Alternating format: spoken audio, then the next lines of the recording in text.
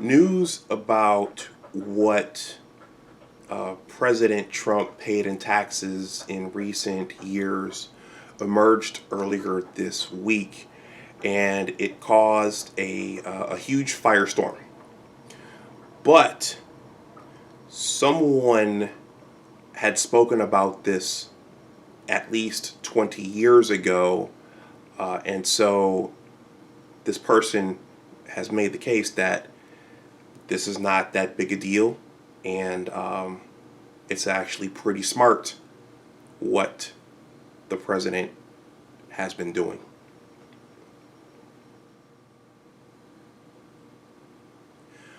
Welcome back to my channel. My name is Dr. Anwar Youssef Dunbar, and this is Big Discussions 76, my original channel.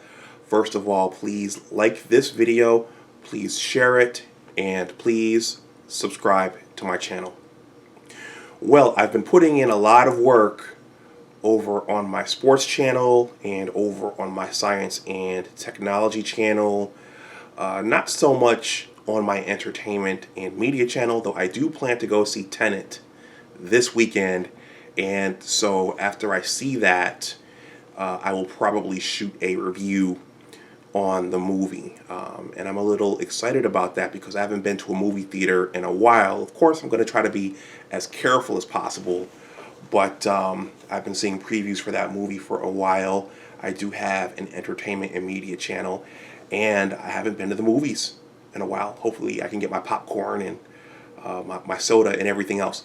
But as I always say, over here now, I discuss general topics, current events, personal stories, thoughts of the day, financial literacy and money and education. And if you're into Black history, I just did a really cool interview with Mother Eva Doyle from my home city of Buffalo, New York. If you're into Black history and writing, that's a very cool interview, and I learned a lot from talking with Mother Doyle. But I'm going to shift gears here, and I'm going to talk some current events and also a little bit of education and a little bit of money. So this election is very polarizing. Actually, anything relating to President Trump is very, very polarizing. And I just want to reaffirm that I am an independent and I am not allied to either party. But I think that this is an important message and it's an important discussion. So they dug up his tax records, apparently, and I think it was last year he might have spent $750 on in terms of taxes in that raucous and tumultuous debate last night. He said he had spent millions. I have not done all the research on what he actually paid in taxes. Honestly, I feel like it's none of my business, and I don't know that it's anyone else's business, as long as he, whatever he did it legally. But in terms of speaking of doing it legally, as everyone cried murder, as everyone cried bloody murder, especially in my Facebook network about that, about what he paid, there was another voice that emerged over on Twitter, and I wasn't surprised to see this person say this, and I think it added a nice balance to the whole discussion. And so the person who tweeted what he tweeted was Robert Kiyosaki, the author of Rich Dad Poor Dad. And I'm going to keep this short, and I'm going to leave his video in the description box below so you can see it for yourself and see what Robert had to say. But I'll give you the Cliff Notes version or the guy version. Basically what Robert said, and this is going to annoy a lot of people, but I think it's important because it's important to look at things from all sides. Even if you hate the person the way people hate President Trump, it's important to look at things from all sides and just to have all of the information so that you don't get swept up in a massive narrative. So Robert, and I can't find my copy of Rich Dad Poor Dad, but I do have Increase Your Financial IQ. That's Robert, and I have a bunch of his books over there. on my bookshelf, and I'm probably going to talk about Robert a little bit more in subsequent videos because I've been thinking about some business related content I want to make. But Robert basically said, he said, well, I talked about this in Rich Dad Poor Dad over 20 years ago. So I first read Rich Dad Poor Dad.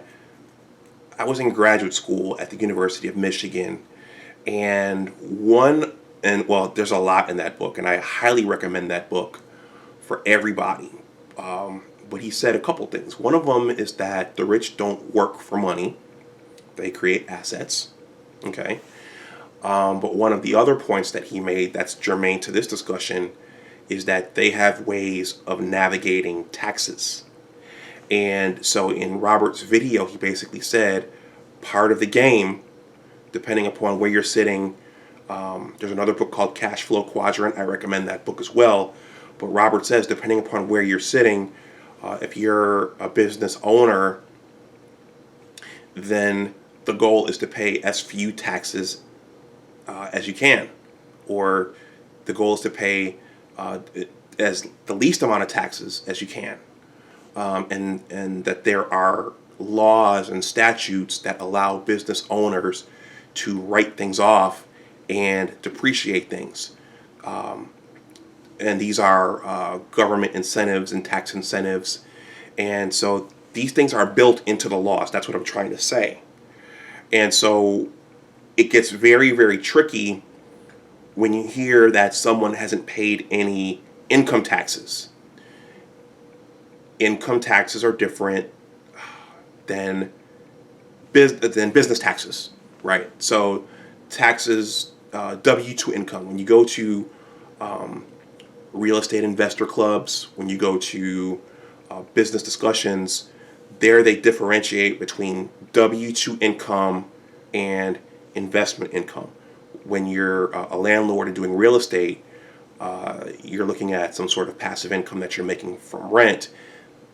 Those types of incomes, those types of profits are different than W-2 wages. So there's a difference between profits from a business and W-2 wages.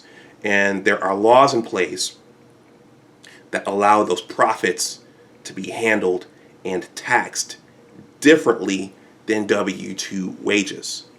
So again, so Robert just, and he kind of said it in his own smug and condescending way, but if you've read his books, if you're in the know about these things, then you know that it's not that big a deal. And from an economics standpoint, what you want to do, especially in a free market economy, well, actually a hybrid economy like ours, for the capitalist side, because if you go on Investopedia, you'll see that our economy is actually a hybrid of socialism and capitalism. But for the capitalist portion of our economy, you want to make the environment as friendly as you can for business, because those businesses are going to hire people and they're going to create a tax base in whichever community those businesses reside. So again, the smart thing is to make the environment as business friendly as possible. And one way you do that is to provide tax incentives, write-offs, and you allow those businesses to depreciate things. So that's what I wanted to say. And so Robert, in his video, again, that's going to be in the description box below, he talked about how this is known. This is not a big deal. This has been going on for a while. And I would challenge any viewer of this to think for a second. Many of our politicians, our presidents, they were businessmen, maybe aside from President Obama. Many of them were businessmen before they went into the presidency, and many of them resume their business efforts after they leave. Okay, so at some point they themselves have taken advantage of these tax laws. I'm sure President Obama is taking advantage of those in some way right now. But his finances and how rich President Obama is, that's a different discussion for a different day. But if you want to learn some more about it, go look up some of Judge Joe Brown's content. But what I'm saying is, what's unique about President Trump is that he was a well-known businessman before he went into office. And so I think that put more of a spotlight on what he actually made in terms of income, while many of the other presidents were career politicians before they went in. And so maybe the magnifying glass on their business activities wasn't so strong before they went into the presidency or after they left. So that's all I wanted to say.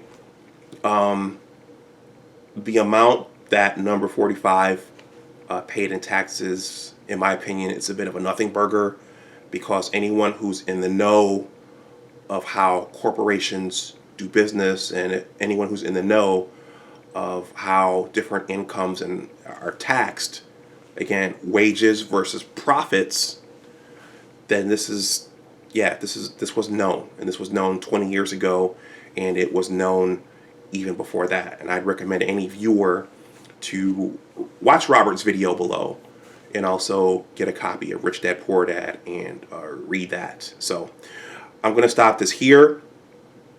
Again, I'm an independent. So let me know what you think in the comments section below. Please like this video, please share it, and please subscribe to my channel. I'm going to quote my father here, which I quoted over on my science and technology channel: "Those who read succeed." All right. Always remember that your attitude determines your altitude. Take care, and I'll talk to you the next time. Bye-bye.